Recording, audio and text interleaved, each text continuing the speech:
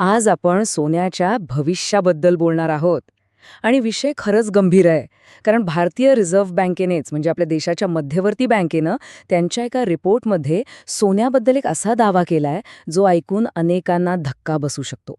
चला तर मग थेट मुद्द्यावर येऊया.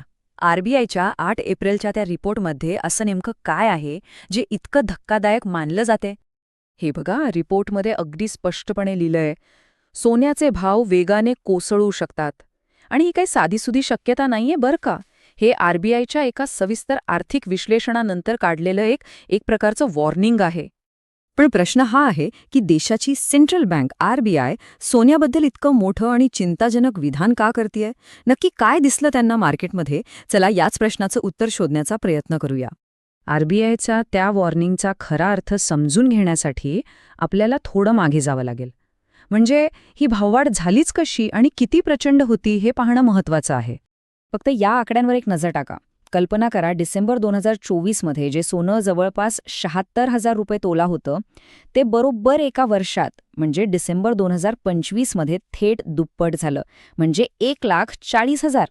आणि कथा इथे संपली नाही. पुढच्याच महिन्यात म्हणजे जानेवारी 2026मध्ये तर त्याने एक नवाच इतिहास रचला. 1,80,000 रुपये प्रति तोळा. आकडा ऐकूनच चक्रावून जायला होता नाही का? आणि झालंही तसंच. अनेक मोठमोठ्या गुंतवणूकदारांनी शेअर बाजारातून पैसे काढले आणि सरळ सोन्यात गुंतवले. आणि याच अनियंत्रित वेगाने वाढणाऱ्या किमतींमुळे आरबीआयला हा धोक्याचा कंदील दाखवावा लागला. तर मग आरबीआय या परिस्थितीला काय म्हणतंय?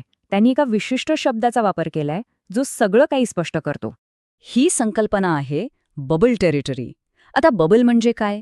तर एक फुगा किंवा बुडबुडा. म्हणजे एखाद्या गोष्टीची किंमत तिच्या खऱ्या मूल्यापेक्षा अवास्तव खूप जास्त फुगते आणि मग तो फुगा कधीही फुटू शकतो असा धोका निर्माण होतो.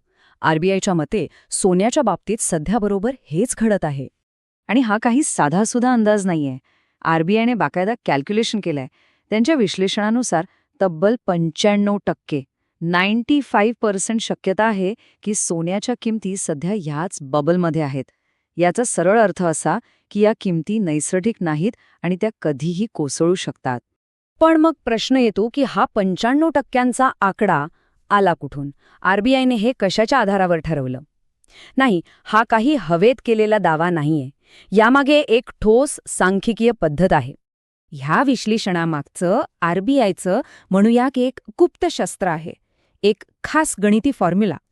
त्याचं नाव आहे राईट टेल्ड ऑगमेंटेड डिकीफुलर, शॉर्टमध्ये RTADF. याच फॉर्म्युल्याच्या जोरावर आरबीआय इतका मोठा दावा करू शकते. मग आरबीआयने हा फॉर्म्युला वापरला कसा?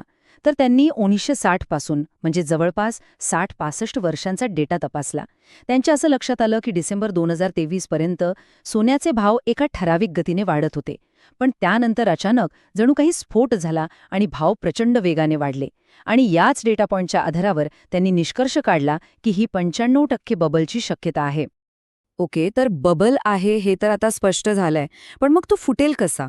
म्हणजे अशी कोणती कारणं घडू शकतात ज्यामुळे सोन्याचे भाव अचानक खाली येतील? ह्या रिपोर्टनुसार याची 3 मुख्य कारणं असू शकतात. पहिलं म्हणजे आंतरराष्ट्रीय पातळीवरचा तणाव कमी होणं.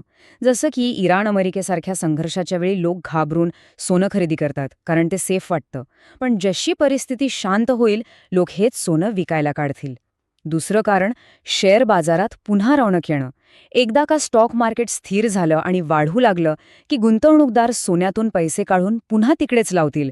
आणि तिसरं कारण ह्याच दोघांचा परिणाम आहे.